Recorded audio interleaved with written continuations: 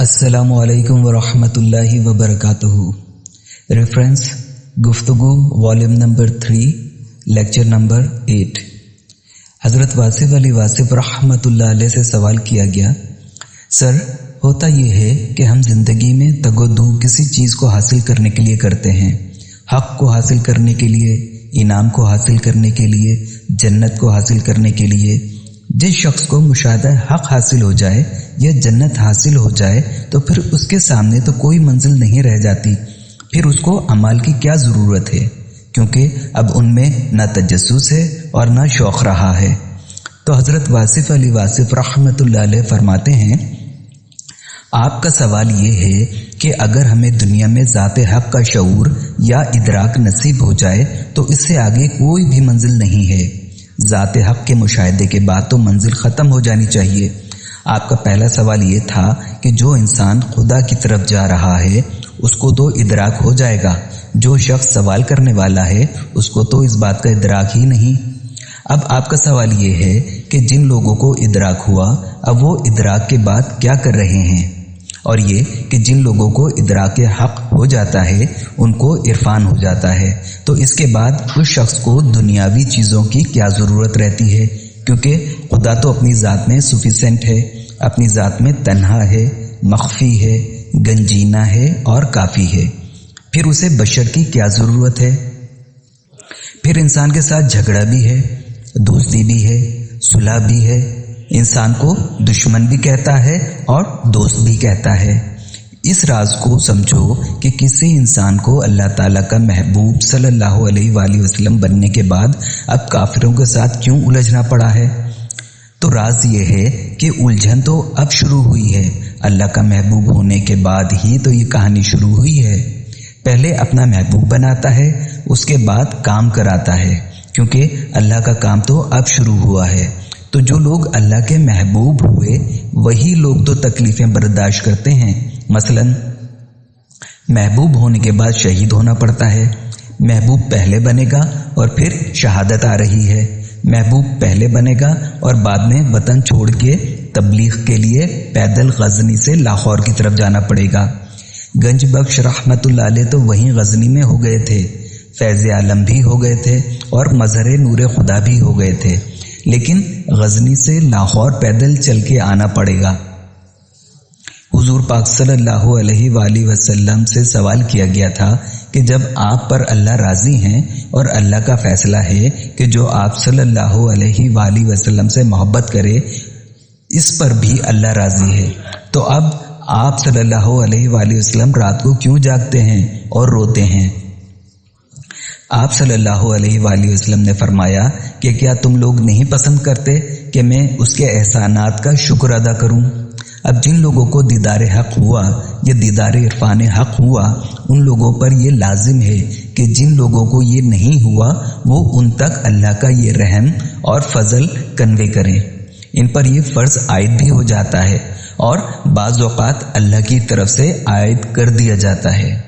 ایک اور بات یہ ہے کہ جن لوگوں کو افقی سفر عطا ہوتا ہے ان کو راسی سفر بھی ملتا ہے، اور جن کا راسی سفر ہوتا ہے ان کو افقی سفر بھی ملتا ہے۔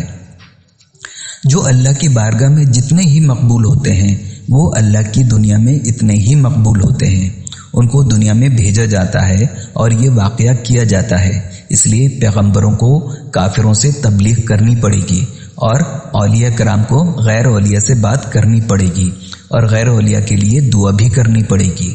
ہوتا یہ ہے کہ کافر گستاخی کرتا جا رہا ہے اور ولی اللہ سنتا جاتا ہے، کافر ڈھیٹ بن کے مسکراتا جا رہا ہے اور وہ ولی اللہ سے کہتا ہے کہ تحمل کرو، اور وہ برداشت کرتا جا رہا ہے۔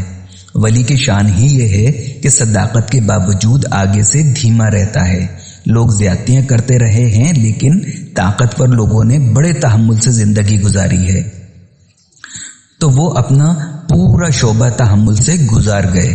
انہوں نے بڑی بڑی محنتیں کی ہیں، لنگر پکاتے رہے اور لوگوں کو کھانے کھلاتے رہے اور خود روزہ دار رہے اور شب بیدار رہے، اس لیے ان کو لوگوں نے خواجہ غریب نواز رحمت اللہ علیہ کہا، اور وہ اپنا شعبہ پورا کر گئے، اپنا کام پورا کر گئے۔ انہیں اللہ کا قرب ملا اور اس کے بدلے میں انہوں نے اللہ کے بندوں کو اپنے قریب کیا۔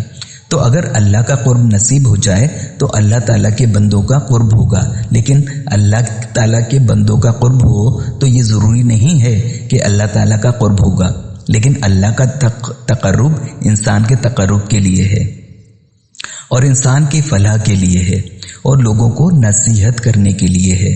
اور یہ راز یہ ہے کہ جن لوگوں پر کوئی چیز آشکار ہو گئی، کوئی شعبہ آشکار ہو گیا یا کوئی راز آشکار ہو گیا، اس کے بعد ان کی ڈیوٹی خود بخود بنتی رہتی ہے، اس کو بتانے کی کوئی ضرورت نہیں ہوتی کہ اب تمہاری یہ ڈیوٹی ہے۔ وہ کیفیت ہی ایسی ہوتی ہے۔ مثلا ایک کیفیت یہ ہے کہ جس آدمی کو چیخ مل جائے تو وہ آدمی سناٹوں میں جائے گا اور شور مچائے گا۔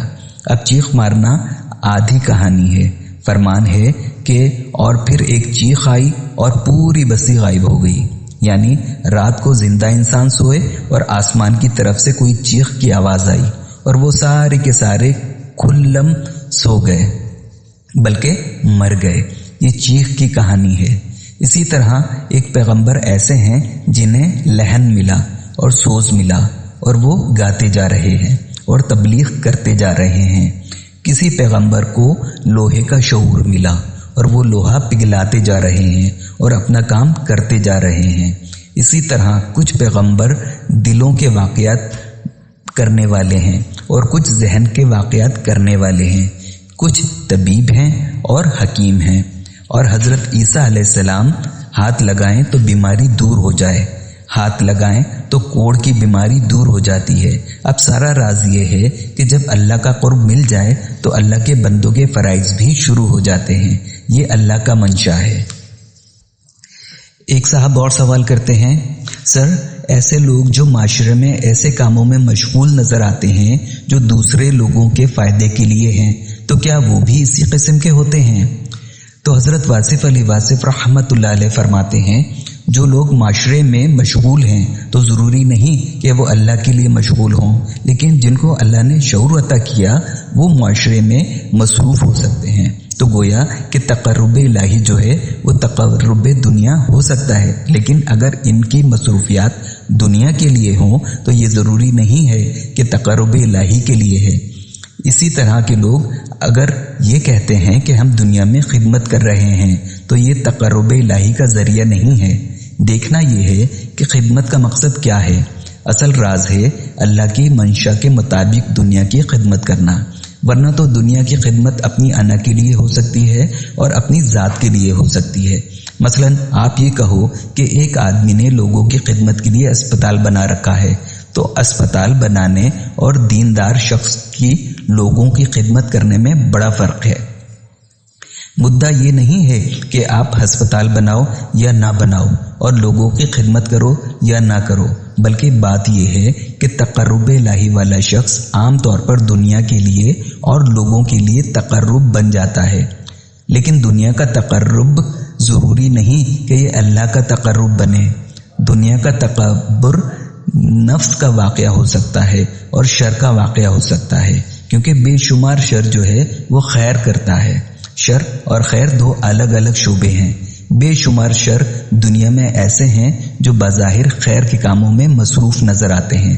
نیکی کرنے والے بڑے بد ہو سکتے ہیں، ایسا ہو سکتا ہے کہ ان کی نیکی کرنے کے عمل میں بھی بدی کارگر ہو۔ اسی کو بولتے ہیں منافقت، ہپوکریسی۔ بہروپی قسم کے لوگ کہ بظاہر نیک ہوں لیکن باطن بد ہو۔ اس لیے یہ بات واضح ہے کہ معاشرے میں خدمت کرنے والے لوگوں میں تقرب الہی والے صرف وہ ہوتے ہیں جن کی خدمت کی نیت اللہ کو راضی کرنا ہو۔ اللہ کریم حضرت واصف علی واصف رحمۃ اللہ علیہ کے درجات کو بلند فرمائے، آمین یا رب العالمین۔ السلام علیکم ورحمۃ